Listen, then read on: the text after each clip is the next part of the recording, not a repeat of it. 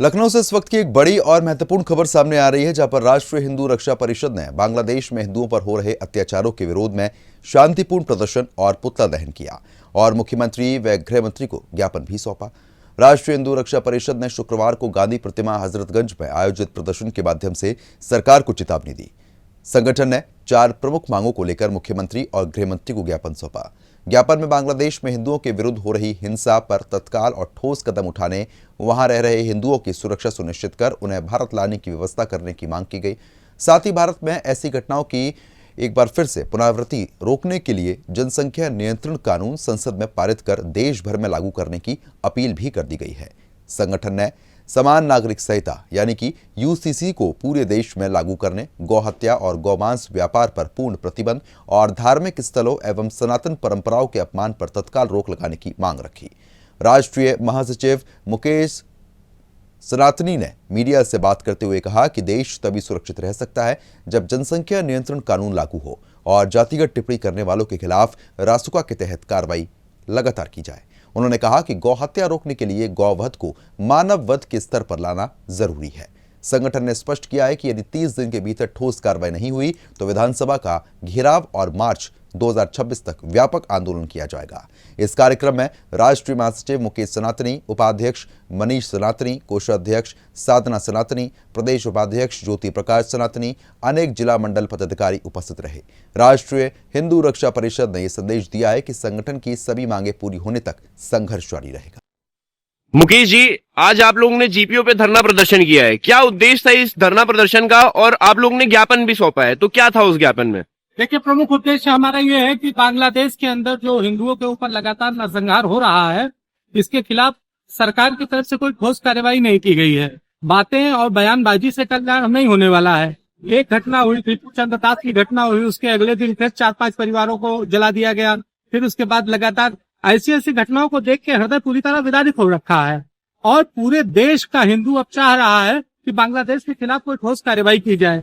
माननीय गृह मंत्री जी द्वारा मंच से यह बात कहा गया है कि बांग्लादेश और पाकिस्तान में रह रहे हिंदुओं का इस देश की मिट्टी पर उतना अधिकार है जितना हमारा है। तो उस अधिकार को कब दिया जाएगा? जब वो समाप्त हो जाएंगे। समूल 22% से 8% पहुंच गए हैं और जिस तरह से जो आंकड़ा दिखाई पड़ रहा है सोशल मीडिया के माध्यम से हम लोगों को जो देखने को आ रहा है, उस हिसाब से तो लगातार वो नष्ट होते चले जा रहे हैं। तो हमारा माननीय गृह मंत्री जी से ये आग्रह अनुरोध था कि किसी भी स्थिति में सख्त कार्रवाई करते हुए और तत्काल भारत के वो बांग्लादेश के अंदर रह रहे जितने भी हिंदू भाई हैं उनको सबको देश में वापस सुरक्षित लाया जाए और यूनुस सरकार के ऊपर, जो कि कतई क्षम्य अपराध नहीं की है, यूनुस सरकार के ऊपर सख्त कार्रवाई करते हुए और उनको फांसी की सजा दी गई है। अवैध रोहिंग्या और बांग्लादेशी जो रह रहे हैं लखनऊ में, घुसपैठियों का नाम उन पे आरोप लगातार लग रहे हैं। अगर नगर निगम और सरकार उन पर कोई कार्रवाई नहीं करती है तो क्या हिंदू रक्षा परिषद कोई कार्रवाई करेगी? हाँ, निश्चित तौर पर सरकार ने, माननीय मुख्यमंत्री जी ने इस बात के लिए कहा भी है, एक बार उनका आह्वान भी रहा है कि अगर नगर निगम और प्रशासन वहां तक नहीं पहुंच पाता है तो आसपास के लोग जागरूक होकर और इसकी सूचना दें और हम अपने पूरे संगठन के माध्यम से और अन्य जो भी हिंदू संगठन काम कर रहे हैं उन सबसे संपर्क करके और ऐसे लोगों को चिन्हित कराने की कार्रवाई लगातार करवा रहे हैं कि जिससे सभी को चिन्हित करके और यहाँ से हटाया जा सके। गंदगी साफ होगी तभी हम सुरक्षित रह सकते हैं।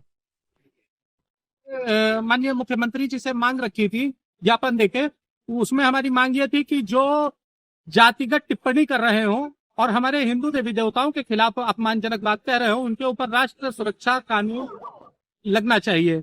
और लेकिन उस ज्ञापन के बाद में अभी आज तक की किसी तरीके की कोई आधिकारिक ना तो बयान आया है और न ही कार्रवाई की गई है। तो इसको संदर्भित करते हुए हमने माननीय मुख्यमंत्री जी से पुनर्अवलोकन के लिए एक और ज्ञापन आज सौंपा है एसीपी साहब के माध्यम से और हम ये अपील कर रहे हैं, आग्रह कर रहे हैं कि माननीय मुख्यमंत्री जी इसको संज्ञान में ले और चूंकि ये हमारे धर्म के, हमारे सनातन हिंदू सभ्यता के और हमारे आत्मसम्मान का विषय है, तो अगर इसको नहीं संज्ञान में लेते हैं माननीय मुख्यमंत्री जी तो 30 दिन बाद हम लोग विधानसभा का घेराव करेंगे और उस स्तर पे हम इस बात को मनवाने के लिए बाध्य हो जाएंगे जिस स्तर पे माने। क्योंकि जातीय टिप्पणी कर करके अभी देखिए कल बाबागंज में एक ऐसी ही घटना हुई जहां कुर्मी और ब्राह्मण समाज के लोग आपस में लड़ गए। कहीं यादव ब्राह्मण लड़ रहा है, कहीं क्षत्रिय दलित लड़ रहा है। तो इससे पूरे देश के अंदर असहिष्णुता उत्पन्न हो रही है और ये कतई जायज नहीं है, कतई बर्दाश्त नहीं है। अगर इस तरीके से हम कटते रहेंगे तो हम कहीं ना कहीं खत्म हो जाएंगे। तो हिंदुओं को सुरक्षित रहने के लिए एकजुट रहना सबसे ज्यादा जरूरी है, और एकजुट करने के लिए ये रासुका के तहत कार्यवाही करना बहुत आवश्यक है। तो इसके लिए भी हमने माननीय मुख्यमंत्री जी से आज ज्ञापन के माध्यम से पुनः अवलोकन के लिए प्रार्थना की है। तो फिलहाल अभी के लिए सिर्फ इतना ही। और तमाम खबरों के लिए आप देखते रहिए सुदर्शन उत्तर प्रदेश।